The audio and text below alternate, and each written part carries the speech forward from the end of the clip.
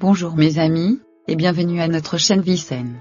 Certains gestes de premier secours peuvent sauver la vie des personnes qui vous entourent.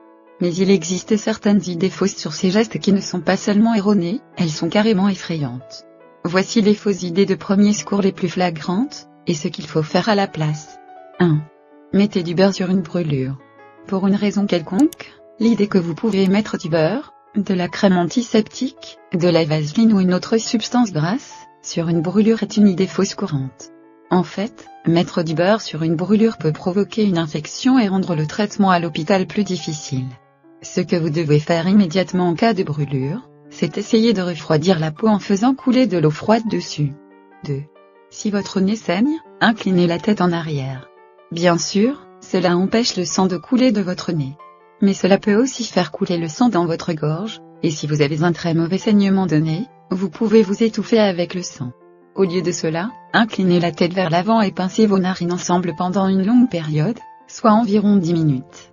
La plupart des saignements de nez sont causés par la sécheresse ou des coupures dans les muqueuses à l'intérieur du nez. Maintenir vos narines ensemble peut faire coaguler le sang et l'arrêter de couler. Respirez par la bouche pendant que vous faites cela. 3. Vomissez, si vous avez avalé du poison. Vomir quelque chose de toxique pourrait aggraver les choses, comme vous brûler la gorge, bloquer votre respiration, ou vider votre estomac juste assez pour que le reste du poison soit absorbé plus rapidement.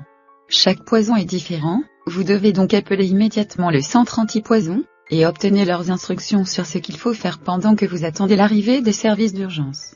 4. Mettez vos doigts dans la gorge d'une personne qui s'étouffe pour récupérer l'objet bloqué.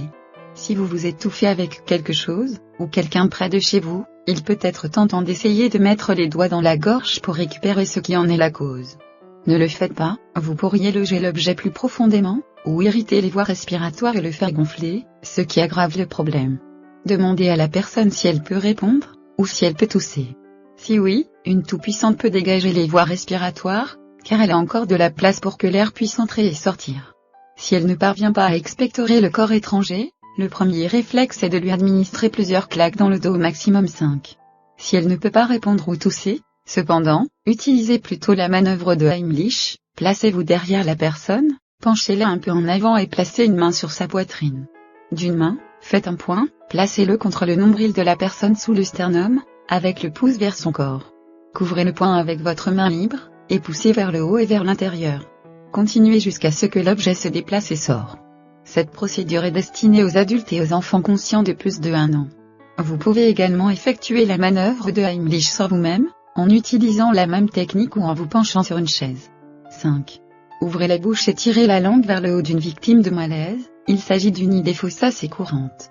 Quand une personne perd connaissance et qu'elle est sur le dos, le véritable risque est que sa langue s'affaisse et vienne bloquer son pharynx, la zone où se rejoignent la bouche et les fosses nasales, près des amygdales. En fait, il ne sert à rien de vouloir maintenir sa langue à sa place. Non seulement c'est inutile, mais cela peut même être dangereux. La seule chose à faire lorsqu'on se trouve en présence d'un individu inconscient suite à un malaise et qui respire encore, c'est de le placer en position latérale de sécurité, c'est-à-dire sur le côté avec la tête légèrement en arrière. Cela a pour effet de repousser sa mandibule vers l'avant et de libérer ses voies respiratoires supérieures. De plus, si elle se met à vomir ou qu'elle a du sang dans la bouche, le liquide en question pourra alors sortir sans problème. En revanche, s'il s'agit d'une personne accidentée, il faut au contraire s'abstenir de la mobiliser jusqu'à l'arrivée des secours. 6. Utilisez un garrot pour arrêter le saignement. Un garrot est un bandage enroulé étroitement autour d'un membre. Il arrête le saignement, mais c'est une solution extrême qui arrête tout flux sanguin vers le membre blessé, pas seulement le sang qui coule vers la plaie. Les garrots peuvent causer de très graves dommages au membre, et comportent un risque d'amputation si le membre pris en charge est privé de sang pendant trop longtemps. Les garrots ne devraient pas être utilisés par des personnes sans formation médicale. Une meilleure approche consiste à placer des couches de tissu stérile, des bandages ou de la gaze sur une plaie, et à appliquer une pression directe, en l'enveloppant solidement pour maintenir le tampon en place. Cela peut arrêter le saignement, ou l'endiguer suffisamment longtemps pour obtenir des soins médicaux, sans couper le flux sanguin vers l'ensemble du membre. 7. Chauffer une fracture, une foulure ou une entorse osseuse. Mettre un coussin chauffant sur une entorse ou une foulure peut sembler une bonne idée, mais en fait, cela peut aggraver la situation. Lorsque vous chauffez une zone de votre corps, vos vaisseaux sanguins se détendent, ce qui permet à plus de sang de circuler dans la zone. Il s'agit d'une réaction naturelle destinée à refroidir votre corps. Cependant, avec une blessure comme une entorse ou une foulure, la zone gonfle déjà à cause de la blessure, donc chauffer la zone ne fera qu'aggraver l'enflure. Au lieu de cela, vous devriez faire le contraire, glacer le gonflement. Assurez-vous toutefois de mettre un chiffon entre le sac de glace et votre entorse pour éviter les engelures. 8. Mettez les engelures dans l'eau chaude. Les engelures surviennent lorsque l'eau des cellules de votre peau gèle.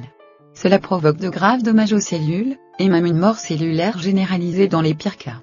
Si vous pensez avoir des gelures, il peut être tentant d'essayer de mettre la zone affectée dans de l'eau chaude pour la réchauffer rapidement. Mais cela peut aggraver les dégâts.